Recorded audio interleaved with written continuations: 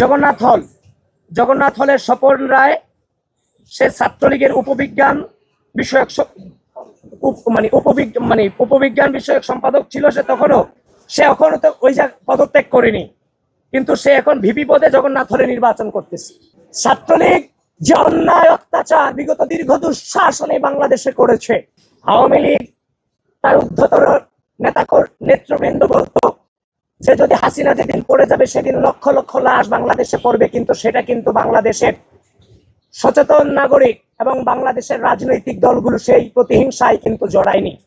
আওয়ামী লীগের বিচার, ছাত্রলীগের বিচার, গণহত্যার দায়ে যতক্ষণ পর্যন্ত না হবে এদের বেঁচে থাকার অধিকার আছে, খাদ্যের অধিকার আছে, বাসস্থানের অধিকার আছে, কিন্তু এদেরকে তো আপনি রাজনৈতিক অধিকার আপনি দিতে পারেন না। সুতরাং আমি যে অভিযোগগুলো এতক্ষণ আপনাদের সামনে উপস্থাপন করলাম, সে অভিযোগের আলোকে বিশ্ববিদ্যালয় প্রশাসন এবং নির্বাচন কমিশনকে যথাযথ জবাবদিহিতা আমাদের ঢাকা বিশ্ববিদ্যালয়ের শিক্ষার্থীদের কাছে করতে হবে। কারণ আমরা একটি লেভেল প্লেইং ফিল্ড এবং সুষ্ঠু নির্বাচনের দিকে এগিয়ে যাচ্ছি। একটা দীর্ঘ দুঃশাসনের পরে আমরা আশা করেছিলাম হয়তোবা জাতীয় সংসদ নির্বাচন হতে যাচ্ছে।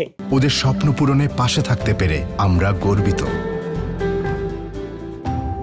কিন্তু আমরা সৌভাগ্যবান যে বিশ্ববিদ্যালয়ের রাজু ভাস্কর্য থেকে হাসিনাকে গোটা বাংলাদেশের স্বৈরাচার শব্দে আমরা প্রতিষ্ঠিত করেছিলাম, সেই ঢাকা বিশ্ববিদ্যালয়ের মাটি থেকেই গণতন্ত্র এবং ভোটাধিকার প্রতিষ্ঠিত, গণতন্ত্র এবং ভোটাধিকারের সূচনা হতে যাচ্ছে। সুতরাং আমরা এই নির্বাচনকে 9 সেপ্টেম্বর নির্বিঘ্নে এই ঢাকা বিশ্ববিদ্যালয়ের শিক্ষার্থীদের জন্য একটা উৎসব মুখর পরিস্থিতি এই নির্বাচন অনুষ্ঠিত করতে চাই। সেটাকে লক্ষ্য রেখেই যে আশঙ্কাগুলোর কথা আমরা বলেছি, আশা করি নির্বাচন কমিশন এই বিষয়গুলোকে পুঙ্খানুপুঙ্খভাবে বিচার বিশ্লেষণ করে তারা এগুলোর জবাব দেবেন। আপনাদের সকলকে ধন্যবাদ এবং আন্তরিক শুভেচ্ছা।